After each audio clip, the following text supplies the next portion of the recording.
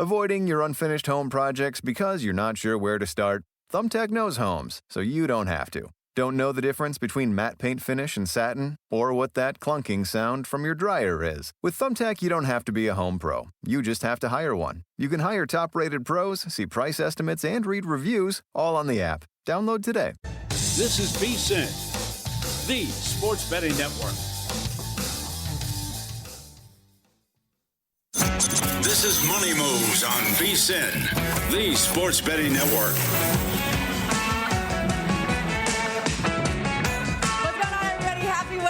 We welcome you into Money Moves, VSiN, the Sports Betting Network. Stormy, Buonantony, Jonathan Von Tobel with you. We're live in downtown Las Vegas, Circa Resort and Casino. So much to get to over the next few hours. And I know it was just a fun bet last night, but to cash the over on the Frozen Frenzy Grand Salami was very fun yesterday. Did Steve Fezzik text you and give you credit? I texted him when we got to 100. I just sent him 100, exclamation point. We got it. Okay. Then hopefully he responded with, great job, Stormy. I've believed in you always.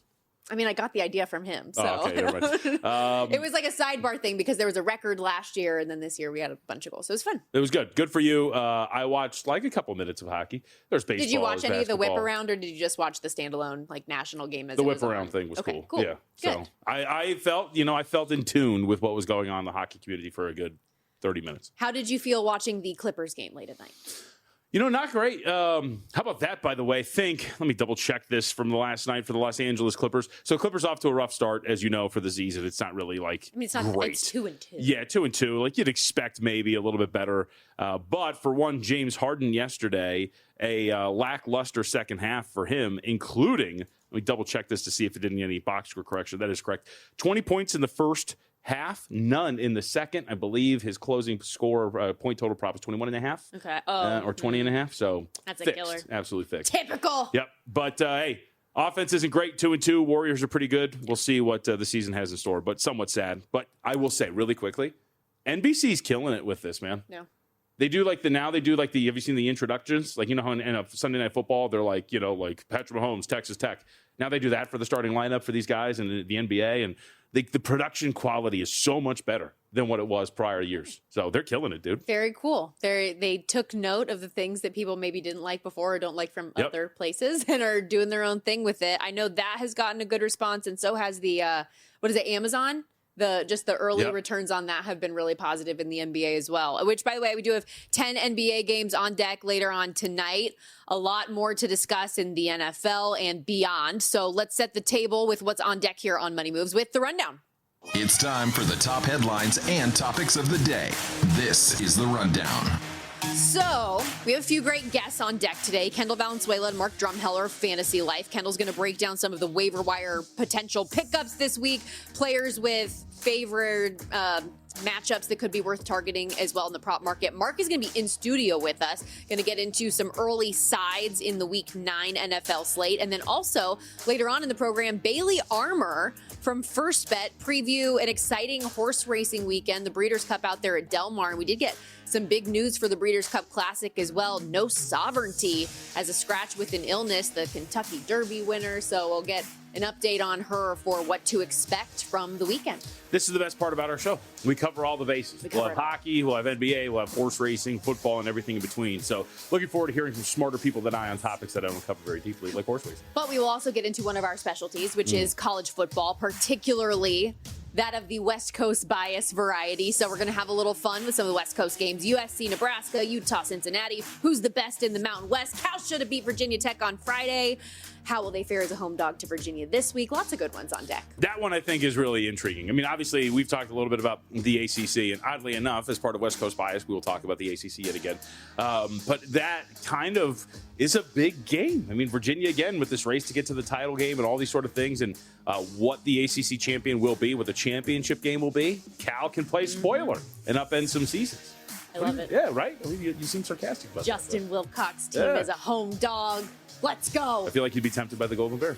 I'm always tempted, but after what they did to me on Friday night, I'm not so sure. They're your bad team. They are. Right? So, like, I have all these bad teams that I continue to be tempted by. Yours are just mostly in the NFL. Yes. You just keep getting tempted by Cal every single time. It's what happens when you cover them 20 times. Yep. But We are going to start in the only place we can truly start, in the World Series, where we are tied at 2. Compliments of, as we have here in the rundown, Vladimir Guerrero. Whoa! Vladdy with the go-ahead 2-run shot in the top of the 3rd for his 7th long ball this postseason. The Blue Jays never looked back, but perhaps most importantly for Toronto JVT, they made Shohei Ohtani look human yesterday. Yeah, what's funny is, so I'm watching the game yesterday with my kid, and he's playing baseball. We're kind of getting into it. And I'm like, all right, so this is Ohtani, he is the best player in baseball, and then he proceeds to give up a 2-run homer to Vlad Guerrero. I was like, that happens sometimes. He's still the best player on the planet. Don't worry. But this is what we talked about. It's why we asked too Adam Burke yesterday. We shouldn't just present this game in the context of the Dodgers winning it. If this is going to happen, what's going to happen? And one of the things we talked about, getting to Ohtani, and obviously guys like Guerrero performing, and it's pretty much everything you got there from the Toronto Blue Jays. This lineup's been effective. They've been aggressive. We've seen it now time and again. So with this now 2-2 in a spot where it looked like maybe they were going to be on the ropes, now you've got some life. We'll see if the young kid can help them get back to Toronto with 3 wins potentially. That would be a stunning upset, I think. But either way, really excited for what we have going forward here in this series. 6-2, your final yesterday, so you do get a push on that 8 for the total in the game. We'll look more toward today's action in a moment, but first, a little more on Vladdy's impact swing against Shohei and what it meant for the game from Toronto manager John Schneider. Get that it's easy to write Ohtani versus Guerrero. To us, it's Toronto versus Los Angeles, but that swing was huge. You know what I mean? That a sweeper is a pitch designed to generate pop-ups, in my opinion. And the swing that Vlad put on it was elite. And after last night and kind of all the recognition that went into Shohei individually, and he's on the mound today, it's a huge swing from Vlad. It's a huge swing to get us going. And I think that gives you some momentum. And, Shohei settled in, struck out quite a few in a row after that. But, our at-bats there kind of it was a Blue Jay inning, you know what I mean? Varsh, Ernie, and then you kind of went to work. But the swing from Vlad was game changer. I think that's a good way to put it. Not only what Guerrero did in that moment, but it was a Blue Jay inning. No, it was. I mean, it's not just Guerrero with the ability of this lineup. I mean, for them to do it too without George Springer, obviously, as well, that should be pointed out. We'll see what his status is moving forward. But either way, this has been a team that has, a lot of the people, we were 2 games in, it seemed like, to the postseason, and a lot of the market thought that this was the best team in the American League relatively quickly in the postseason, and they have proven it, and this offense is a really big part. The question really just becomes every single time, and going into today, is just whether or not the rotation is going to hold up, because, it's not the strongest rotation in the world. You're relying on Max Scherzer to give you the old man juice every once in a while, right? You're asking a rookie in Trey Savage to come out on the biggest stage and give you a quality start. That is a flaw of this team, but the offense is so good that it doesn't really matter. Well, and for the Dodgers, they want to get their offense back on track tonight if they can. Dodgers manager Dave Roberts said this about his perception of the offense right now in the series, as well as what could be a change in the lineup. We haven't found our rhythm. We haven't. It sort of draws dead at certain parts of the lineup and different parts, different innings, different games. Guys are competing, certainly in the postseason. You're seeing everyone's best. But my hope is we regroup tomorrow, gather the information that we had from Yasevich, and, keep him in the hitting zone and understand what that split does, which is certainly helpful. And when we get the fastball, really get on it. I've got to make a decision. Essentially, am I going to play Andy? Am I going to play Cole, or am I going to play Miggy Rowe? So just kind of trying to think through all that stuff and net it out and see what, gives us the best chance tomorrow. Pages is the one that we're really talking about here, is whether or not he's going to be, if he's going to be pulled out of this lineup in the postseason. Pages hitting just 116 so far. That hasn't been good in this series overall. He's just got 1 hit. It's been really bad to see from an offensive standpoint, and not to point any of the failures of the Dodgers at one player, but especially when we talked about it yesterday, right? Where you're like, hey, all right, let's intentionally walk Ohtani. You still got to get through Betts. You still got to get through Freddie Freeman. There's a lot here, but the back end of the lineup could use some improvement. And I think that's why a guy like Pages, you're going to be like, you know what? Defense probably isn't worth, to this extent, a 116 hitter. We have to have some depth to our lineup, and that's probably going to be the casualty here, that Pages is going to see the bench, and we're going to see somebody else get in his spot. Yeah, dead spot in the lineup, as Roberts referred to it there. Ohtani, by the way, yes, we mentioned the runs he gave up, and obviously the big one to Vladdy, but at the plate, 0 for 3, struck out twice, and a walk. So the on-base thing does continue still for him. The aforementioned Trey Savage and the Blue Jays, plus 168 on the money line coming up tonight. Blake Snell going for Los Angeles, minus 207, home favorites once again. Run total tonight sitting 8, and that World Series number comes back down again, where the Dodgers are actually less than $2 favorites now for the set. Toronto plus 160. Yeah, I mean, you have to, again, with the way this sets up, I know a lot of people, I think there's like the back and forth of whether the 2-3-2 or the 2-2-1-1-1 format matters in these best of sevens, but you felt pretty good about the Dodgers. They were able to take one. We talked about it. Then you got 3 straight in LA, but now either way, we're going to go back to Toronto here. And I think it's understandable the way this breaks down for the Los Angeles Dodgers, given the price right now. But I'm going to be interested. I know we haven't gotten to game 4 in totality yet, but you go back to game 1, I think it was, where Savage started in the series. There's some arguments you can make that it was a strong performance, but a lot of pitches outside of the zone, some issues with command. I think he ended up walking 3 in a short stint. Are you going to have those issues again on the road here against this lineup? That's going to be the question. And we will hit on this game a little bit more later. Mark Drumheller, actually, I know we're mostly going to talk NFL with him, but he has a play on the World Series as well, which we will get to. Shohei Ohtani from a minus 200 favorite for World Series MVP.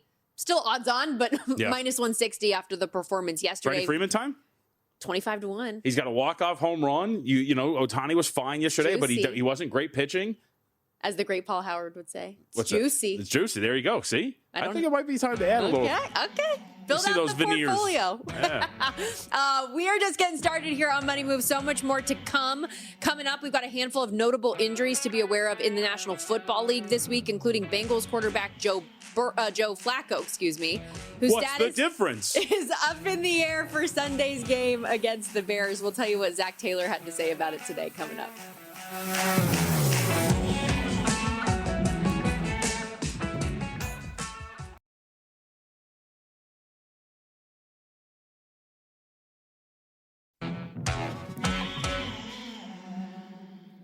You're watching Money Moves here on VSiN, the Sports Betting Network. Back here on Money Moves, Stormy Buonantony, Jonathan Von Tobel with you. And listen, before the line moves, remember the sharp plays is already there, and they're not just following the market, they're moving it. You're not going to outsmart billion-dollar sports books or full-time sharps on your own, but with the sharp plays, you don't have to. They're powered by advanced AI and plugged into trusted insider sources. Sharp Plays always delivers the edge serious bettors are using every day. Free betting reports, real-time alerts, market-moving insights, all of it sent straight to your inbox or X feed. And since 2011, the Sharp Plays has delivered documented results, public logs, and transparent receipts. SharpPlays.com, trusted by the pros, watched by the books. Check it out today. SharpPlays.com. Stay ahead of the line. Do it. Do what? Stay ahead of the line. Obviously. And it's actually a really good segue when it comes to some of the games that we're going to discuss here in the National Football League this week. I teased an injury update coming out of Cincinnati. Ian Rappaport this morning posted to X that Bengals quarterback Joe Flacco is dealing with an AC joint sprain in his throwing shoulder. His status is in question for Sunday's game coming up against the Bears. And then Zach Taylor at his media availability, kind of what we get from a lot of these head coaches at times is the no update Outright update. honesty? It's the no update. Said they have a plan in place to see what Joe can do physically during the week.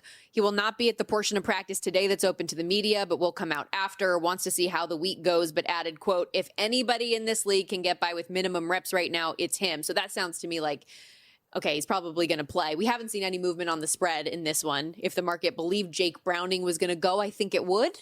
Well, that was going to be my question is imagine, this is the crazy part, right? Which is, hey, imagine where we were just like 2 or 3 weeks ago. What's the difference between Joe Flacco and Jake Browning from a point spread perspective? I would assume, like your point, there is maybe a point between the two.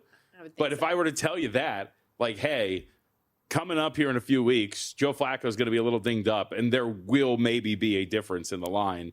And it will be for the negative should Jake Browning have to start over Joe Flacco. Well, remember when Joe Burrow first went out, And all of the conversation was about, hey, like, Jake Browning's actually a pretty affable quarterback. He's going to step in. He won games for them last year. Yeah.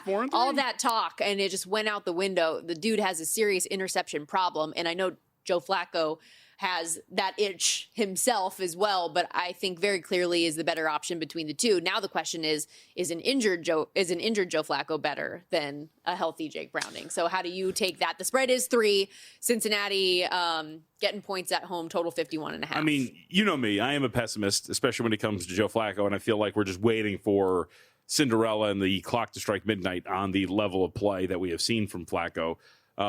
And last week, he was good again and fine. 61% completion against the Jets, 2 touchdowns, obviously led them to a pretty big lead. Ultimately couldn't get it done in the second half. I'm going to assume that at some point, like we always talk about, it's going to run out. But for Chicago, it's not like it's the most dominant defensive opponent that you can face here. So is this actually the time where you're going to see Joe Flacco revert back to the norm? I'd say probably not. Chicago, I think, is an average team defensively. Every metric would point to that. So I think that if you had to go without Flacco, and if you're going to go back to Browning, this would be one of the few opponents you point to on the schedule that is like, all right, I think we can maybe get by without him. It's incredible that we're here, though. Zach Taylor did also give another one of those updates about Trey Hendrickson today as well, who left Sunday's loss to the Jets with an injury, didn't practice today, said they're, quote, working through the week to see where he ends up. And JVT, like, we've talked a lot about how this Bengals defense is bad. When Trey Hendrickson isn't out there, it's really bad. Like, this is already a unit that's worst in the league in yards per play allowed. They've given up at least 27 plus points and 350 plus total yards in 7 straight games, which, fun fact, is the longest single season streak in NFL history. Yep. That group is not good. So with that in context, with the Bears having, as you termed it, a middling defense, is the initial lean over in this game, or how did you feel about where the total sat at 51.5? You got to feel like that, right? I mean, just given the fact that this Bengals team, we've talked about it, mid-20s in terms of explosive play rate defensively. You know, you're giving up 10 or more yards on the ground on plays, 15 or more yards through the air. You saw it multiple times against the New York Jets, so one's going to assume that Ben Johnson, who's a pretty good offensive mind, is going to be able to scheme up quite a few things to generate those explosives again. You know, on the flip side, looking at this Chicago team, we mentioned it, but to give you some actual numbers to it, 16th in expected points added per play by opponents for Chicago, 15th in terms of through the air. So if you can scheme stuff up enough, then maybe you're going to be able to go out there and, again, have a successful day. I mean, they're right in the middle of the pack at a lot of these different metrics. So I think you should be able to get some sort of high scoring, like to the point where we're at right here, like 51.5. Maybe do you want to see if the total drops back down, or in game, wait for a slow start and see if you can get over it. But it's hard to be on a spot or in a spot where you're betting this thing under and going, yeah, right, this is the play, and having to sweat that out over the course of Sunday. Another injury to get into. Big loss for the Broncos defense this week and for the foreseeable future. Reigning defensive player of the year, top corner in the league, Pat Surtain. He's going to be out with a pec injury, but the good news, at least to an extent, per reports, he is not expected to be placed on injured reserve. So likely to miss a few weeks, but it's not going to miss the full 4-week extent, and maybe having that week 12 bye week is part of the rationale there. Denver's at Houston this week, then host the Raiders and Chiefs, who are a pair of division games prior to the bye. This is a game that, for me, though, JVT, even without Pat Surtain, I still lean to the under on this one. I bet under 40.5, but I think under 39.5 is still very much so in play here. Both of these defenses are awesome. Yeah. Top 5 in points per game allowed. Even without Surtain, Broncos defense is stacked. They lead the NFL in sacks. Houston 5-2 to the under, Denver 5-3 to the under. And I think because of what Denver did this past week, and they put up 44 points, and the fourth quarter that they had against the Giants, there's this perception that offense is all of a sudden very good. Yeah. And I just strongly disagree with that, especially going against a defense of Houston's caliber. Yeah, to me, all that aside, like, I would agree with all of that. I'm very curious to see what Bo Nix brings to the table, obviously. This defense is so different from what we saw the Dallas Cowboys do on that side of the ball. So last week for Bo Nix, that was his highest single PFF passing grade of the season, shockingly enough. So we see that from him. But I'll be fair. Like, let's zoom out a little bit here. Since week 4, Bo Nix, by PFF standards, the 8th highest graded quarterback in the National Football League. He's thrown 10 touchdowns to 2 interceptions. He's only committed 2 turnover-worthy plays over the course of 207 dropbacks. So he's taking care of the football. We kind of know that that's a strength of his. But I do wonder if this is going to be where we're really going to start to see that kind of revert back to the norm. Maybe it was just a slow start for Bo Nix, and that he's finally going to be, top half of the league quarterback that's going to allow this offense to operate. But it's hard to ignore, most of the Philly game, they did nothing until the fourth quarter. I'm going to be really curious. This is, I think, a big litmus test for this turnaround over the last 4 weeks we've seen from Bo Nix and whether or not it's legitimate. Maybe this is like a fade Denver in the first half, but then they come back. Because the fourth quarter has kind of been their bread and butter. But, I mean, I'm with you in terms of, the total. You would look at that and go, man, that's so low. But at the same time, first off, it's low for a reason. No. Second, this is a Denver front that can pressure quarterbacks amongst the best in the National Football League against an offensive line that's one of the worst, that allows their quarterback to be pressured among the highest signal callers in the NFL. Well, and the Texans' offensive outburst against the 49ers, if you want to call it that, is against a San Francisco defense that's without Fred Warner, Nick Bosa, no Bryce Huff. They're not doing anything. No pressure. So, this has the makings of a relatively low-scoring and ugly game, potentially. Also, Panthers quarterback Bryce Young, he was out doing practice drills this morning. Dave Canales on Monday said he hoped he would be out, and then if things looked good, be available for the game against Green Bay this week. No status determination been made yet, but a good step for him. Who's day-to-day after the Week 8 loss to Buffalo, where Andy Dalton did this in his stead. 175 yards, no touchdowns, a pick, 2 lost fumbles, was sacked 7 times in a 40-9 home loss. So bad. Please give us Bryce Young, because even coming off the ankle injury, at least you have some semblance of mobility. It was really bad. So bad. I was amazed, like how much a 40-9 butt whooping was actually at the feet of one quarterback. And I had the audacity to tease the Panthers up to 13.5. By the way, did you mention this? I feel like Denver-Houston is right up your alley for a same game teaser, is it not? A little bit. Getting that total, you could go a bunch of different ways, but getting that total up and teasing the Broncos up, I assume, is the way you would do it. A little bit. Yeah, right? I don't hate it. You're speaking my language. Getting to know you better and better. We did also hear, with regard to the Panthers game, though, that the Chuba Hubbard-Rico Dowdle thing is finally starting to swing to Rico Dowdle.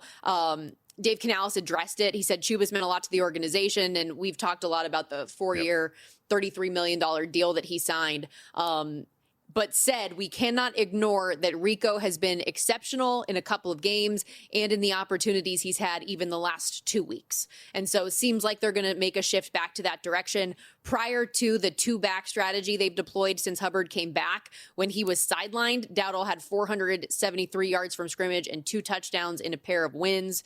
In the game against Buffalo, who, reminder, the Bills entered the game with the NFL's 31st worst-ranked run defense. Hubbard averaged 2.8 yards on 12 carries, Dowdle 6.8 on 8 for 54 yards. It's just what he does with the ball is different. He's had 18 more snaps over the last 2 games than Dowdle. That cannot happen again.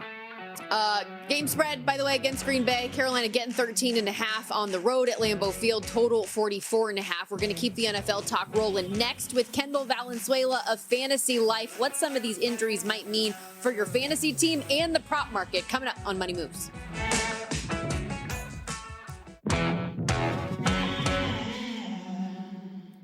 You're watching Money Moves here on VSiN, the Sports Betting Network.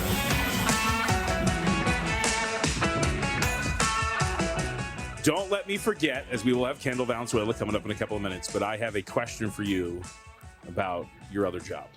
Okay. Don't let me forget. It's not anything having to do with other important things, but I have a question for you. Okay. I'm going to let you know now. I'm most definitely going to forget. So maybe tweet at JVT, at me JVT, at VSiN Live to remind him, because I will not remember that. If only we had somebody behind the scenes who was in charge of the inner workings of the show that could then produce a reminder for me before the end of the show. Justin, help us out. That said, Another week goes by in the NFL and more devastating injuries, I feel like, every single week, unfortunately. So to help us figure out some solutions on the waiver wire for your fantasy football team, your weekly fantasy, or even in the prop market, Kendall Valenzuela does join us here now on the Progressive Guest Line, senior analyst over at Fantasy Life, SiriusXM Channel 87. And Kendall, the big one I think that comes to mind this week, of course, Cam Scatterbo, done with what looked like a gruesome injury. And I know running backs have been slim pickings at times, but where should we be looking if somebody had Cam? Yeah, poor Cam Scatterbo. First of all, forks up. This is an Arizona State household, so that was a brutal one to see. And it's unfortunate because he was on his way to having just a really good, not only, fantasy season, but a really good season overall. And that was a really big spark for that team. So if available, which I don't know if he is, Tyrone Tracy is that next guy up. And so he really would step into this big workload. He is going to step into this big workload. And we've seen him do it before, right? Weeks 8 to 17 last year, he really helped fantasy managers. If he's not available, Devin Singletary, I'm still putting out there just because I don't know, if Tyrone Tracy is going to get everything, but Devin Singletary is the next guy there. He's only 2% rostered, but Tyrone Tracy is the guy where if you have any money left, we don't usually get these guys in the middle of the season that's going to take on as big of a workload as he is. So it's kind of time to unload everything and, spend all your fab and hope it works out. All right, what about the other injury that we saw at the running back position? That's for the Cleveland Browns. Quinshot Judkins goes down. There's a couple of names that are up for grabs. So what do we do with that backfield? Yeah, thank goodness they're on a bye this week. So if you pick any of these guys up, just know that they're not going to help you for week 9, but it would be Dylan Sampson if Quinshon Judkins were to be, down another week. They said he was day-to-day, but sometimes these teams do not tell the full truth or the extent of these injuries. So if you have Quinshon Judkins, make sure to have a backup plan. Dylan Sampson's only 13% rostered. He'd be the guy to go and get. Jerome Ford is the next one here. And both of them are fine. Dylan Sampson would get the bulk of the work. We saw him get most of the work once Judkins went down with that injury. So he had 3 carries for no yards. He did catch 5 of his 6 targets for 29 yards. He's a good pass catching running back. So he would definitely be one to look at. Both of them are still fine, but hopefully Quinshon Judkins is back because we can't keep doing this, guys. I can't believe I still have guys that we can talk about here. It's just brutal. Plus, my man to my left is in a lot of physical pain from the futures market because he was invested in both Quinshon Judkins and Carson Schlesinger, who both go down for the Browns in that game. Yeah, I mean, Schlesinger was the one that was maybe going to win defense. I think he was on his way to potentially winning Defensive Rookie of the Year. And then, of course, we have this. So, but we don't, I mean, outside of the psychopaths or individual defensive player, fantasy teams, are you one of them, Kendall? Do you have some IDPs? I don't actually. And funny enough, one of my best friends loves IDP leagues. She's in like 3 or 4 of them. So she's really trying to get me into it. So I'm not in any, but maybe next season. I had a dramatic IDP fantasy win many years ago. My old college friends. It was great.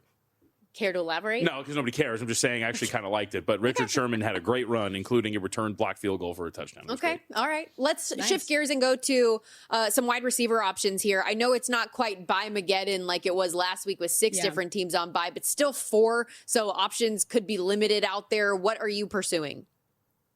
Yeah, I think, one that's going to be a big name is Troy Franklin for the Broncos. Again, he might not be readily available for everyone. He's a boom bust wide receiver 4, but he's really shown that he is the wide receiver 2. He had 79% of the routes. He had a 20% target share behind Courtland Sutton. So he's a really good name. Some guys that should still be available. Chimere Dike for the Tennessee Titans. He's kind of coming up and getting a little bit more than one Alec Iomanner, who I know I've talked about on this show before. So Chimere Dike for the Titans is another wide receiver that you can look at. More of a wide receiver 4. I still really like Jaden Higgins for the Texans, but he might be one that it takes a little bit for him to get going. He had a really good week last week, but Nico Collins was out. I think he can jump Xavier Hutchinson on the depth chart, but he's still a wide receiver 6. And then one Christian Watson could be another one as well. He's, again, deeper formats. Packers aren't necessarily the best when it comes to wide receivers and featuring just one, but those are definitely 3 guys that you can take a look at.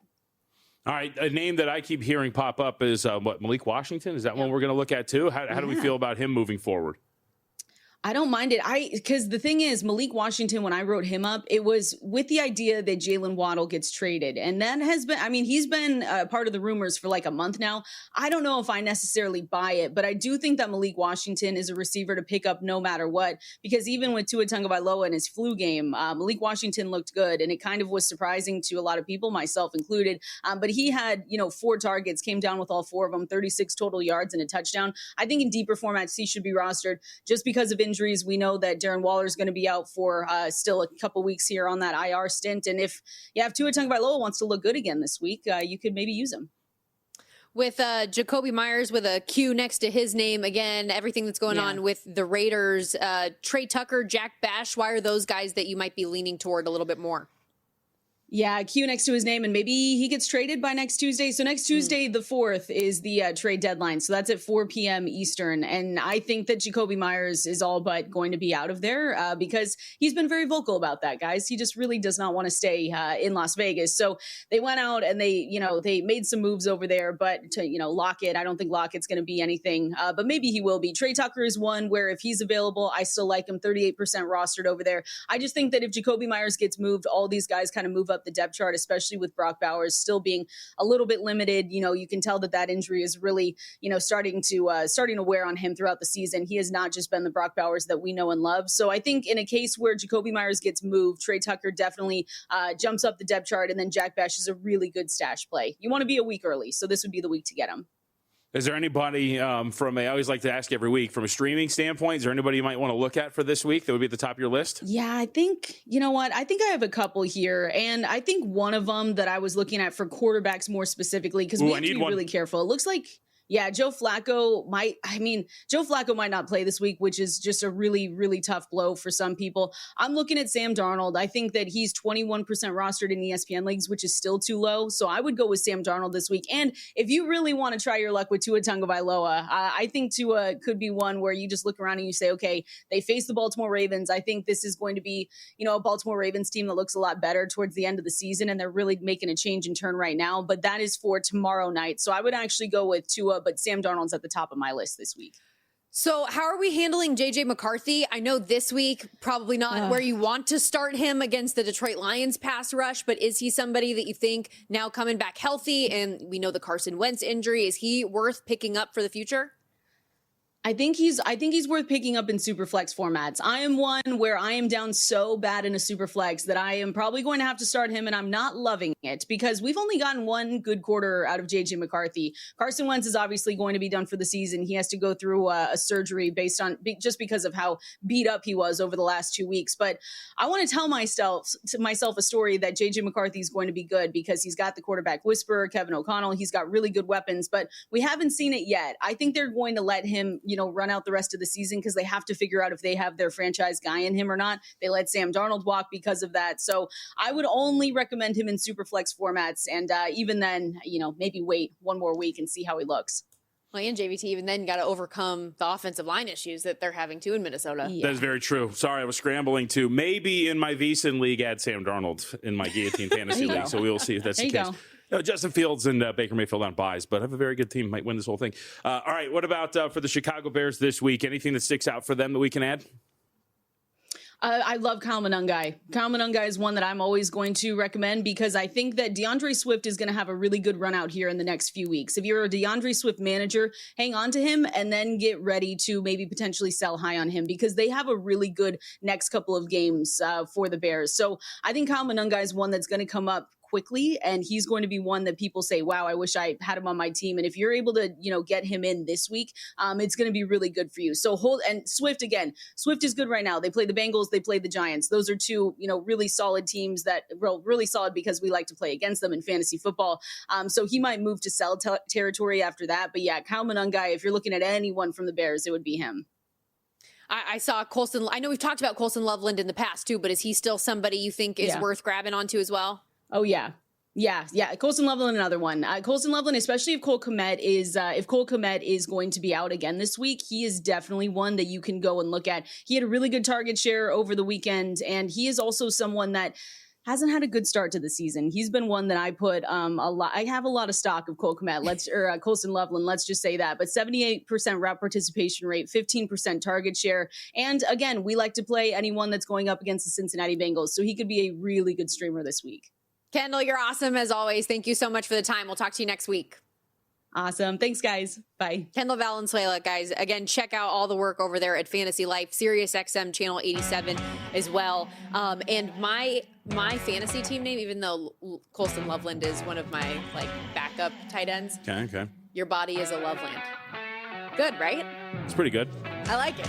I was pretty proud of it when I came up with it. Very good. On that note, we've got to step aside here on Money Moves. So much more to come next on the program. Taking a look at what is a 10-game NBA card and beyond.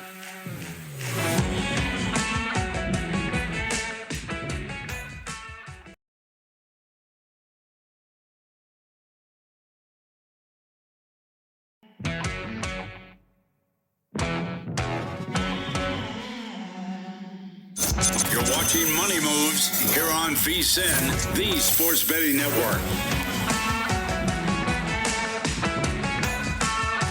Breeders' Cup weekend is here. 14 championship races on deck, and you don't want to go into it guessing. We've got a full expert pick sheet for just $9.99 right now, covering every race, both days, straight from our 3 top handicappers here at the network, including Mike Somich, who did hit the Derby Superfecta this year, if you remember. And if you're a VSiN Pro subscriber, you get the picks for free already. We're laying out top selections and confidence scores, perfect for anyone trying to add a data point into their handicapping, or for beginners just looking to gain an edge for the card this weekend. Instant download, no fluff, huge value. You can pre-order now at vsin.com/breeders. That's VSIN.com/breeders. Breeders' Cup out at Del Mar, which is, as you know, one of my favorite tracks to go to, being a former San Diego resident. I love it out there. Oh, okay. It's beautiful. Weather. So I don't know. I should assume that is one of your favorites. I thought I've told you that before. I go every year. This is the first year in forever I haven't gone, but at least I got my fill at Keeneland in Lexington.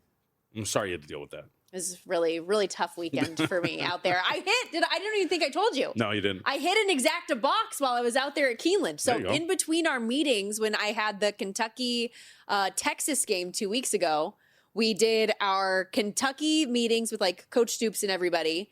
Then in the afternoon, we went out to Keeneland for a couple hours. Mm-hmm. I only played 4 races, and I hit an exacta box on one of them for a pretty decent payout. I thought I won 2 races, but it was only 1, so slightly devastated. And then we went over to Sark and do the Texas meetings after. It was a very busy and fun and eventful day. You talked to Stark after, huh? I did talk to Sark after. You see that backtrack of the report on Steve Sark? I didn't hear the full quote from Rossini. I just saw the one little tiny 10-second snippet of it, so it wasn't her full explanation. Yeah. Do you have more? No, I think I saw pretty much what you did, but it does sound like maybe there was a little bit of a somebody quote tweeted it. It was like, so I lied. Yeah. But I don't know how that all went down. I did tell you though, if you haven't seen it, you should Google Sark addressing the report on the podium about him potentially being open to be the head coach of the Tennessee Titans if it were to be available. It is available, but if that were to be where he wanted to go. And he was adamant on the podium that absolutely not. Did I say this? Did I tell any of my inner circle to say this? And he called it borderline embarrassing that other media ran with the story after hearing that report. Yep. Crazy. We'll see. So when he's the head coach of the Titans next year, this will all be... Remember this. Yes. Bookmark it. On that note, let's shift gears from racing and football to a little hoops, because we have a loaded slate here on the hardwood tonight, including an ESPN doubleheader. The first of the 2 is at 4 o'clock Pacific, 7 Eastern. Cavs at Celtics coming up, and Boston getting 3.5 points at home. Total 234.5 on this one. Injuries, people should know what's important going into this one in Boston. All right, well, let's start somewhere else. No, just playing. I told Stormy to start there. It's this is the one game you told me to tee you up on. Cavaliers, Celtics. So interesting, obviously, because the Celtics are off to a little bit of a rough start, 1-3 against the spread. They were 0 for a little bit. So, look, we know exactly what's going on with this team. This is situationally pretty decent for both teams. Both come in on a day of rest. Second game of a 2-game trip for Cleveland. First game back from a 3-game, 4-day road trip for the Celtics. Not one of those long ones that the old school handicappers, I think, would tell you, you got to come back home and take care of the woman and the bills and whatnot. This is tough. I think that this is easy to kind of come back and get ready to go against the Cleveland Cavaliers. So I think there's a couple of interesting aspects here. First off, where the market's kind of moved. It initially this morning did head in Cleveland's direction, opened up 2.5, got up to about 3.5, and that's where we sit right now. I'm going to be interested in, Stormy, a player prop angle here. So one of the things that has stuck out when I've watched Cleveland and you look at some of the box scores is Evan Mobley. He has been taking quite a few more threes this year. His 3-point attempts are up to about 5 per game, just over. That's about 2.5 more per game than he was taking last year. And I think part of the strategy here is getting him to up the volume, for other teams to account for him as a shooter, to space the floor a little bit more.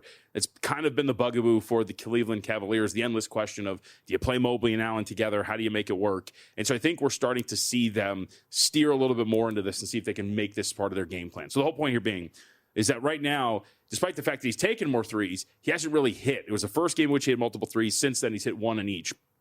But his player prop for made three-pointers is sitting at 1.5. We're finally starting to see the market adjust here a little bit, but we're at under minus 120. I'm pretty curious to see if maybe this is the time to kind of jump in on Mobley to go over this 1.5. The market's kind of accounted for the increase in volume, but he hasn't gotten there. So we're slowly starting to see the odds shift back in the other direction, but maybe this is the night to try to get it. Remember, you're playing a Celtics team that's got kind of some stiffs at center. They're not as athletic anymore, so you can probably get them out into space and have some open looks for Mobley. Again, they're asking him to shoot them. So, and I would note here for the injury report, with Merrill not playing for the Cavaliers, along with Darius Garland, Max Strus, who we know, you're going to have a really big absence beyond the arc. Merrill takes like 8 3-point attempts per game. He shoots very well.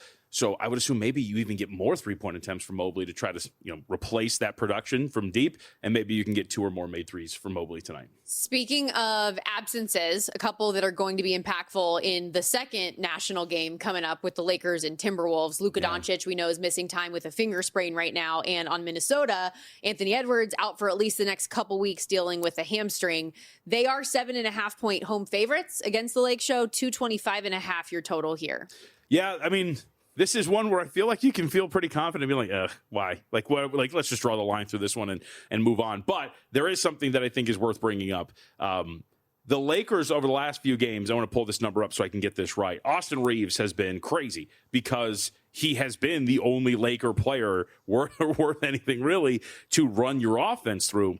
His last couple of games since these injuries have taken a hold of him. And it's again like no Luka, no LeBron, no Gabe Vincent. Yes, like the ball handlers, the production, everything's gone. Last 2 games for Austin Reeves in totality, 92 total points, 15 rebounds, 14 assists. And he has shot, I think, what do we talk about? 9 of 18 from beyond the arc. So like everything is running through Reeves. But so points over. Well, so that's the whole thing, threes right? Over. What are we taking? Well, that's what I'm saying. So do you keep doing this? But his points, rebounds, and assists is up to 43.5 now. So like it's a really big number, but everything's gone through him, almost everything. But here's my whole point. I think I'm tempted to kind of go under here only because the 2 opponents that you're talking about for Reeves, it's Sacramento, and Portland's like a better defensive team, but they're not to the level of Minnesota. Are you going to be able to produce, even with the massive volume here, be against a team like Minnesota who's going to be able to defend you at a much higher level? So I wonder if, despite the fact the last 2 games have been incredible for him, do we now maybe look tonight under this number because it's going to be such a different opponent from a defensive standpoint? Man, I was all getting gassed up. I was like, yeah, I'm going to have over to bet tonight. I will say this, if he's going to be the guy, you're going to get the volume. You're going to get the shot attempts. So it's not like I would assume we're going to come out tomorrow and be like, Jackson Hayes really took a lot of that workload from Austin Reeves. Like, that's not going to happen. So you're going to be in a position where it's going to be like him, creating almost everything for him. So you'll be in a position to potentially do it, but 42.5 for his points, rebounds, and assists. It's a big number. Hit me with a couple other games that caught your eye. All right, so let's see on the card. Let's go to Hawks and Nets really quickly. Hawks open up 7.5, total 236.5. Nets coming in. Neither team has really been great, but the Hawks specifically have not been a good cover team. But they're up to 8.5 here again. They're 1-3 against the spread. They failed to cover by 8 points per game. Second game of a 4-game trip here, so we'll see how they operate. It's not really too bad in terms of the situation. Really, all of these teams are in pretty good spots outside of, I think, Sacramento was on the second leg of a back-to-back.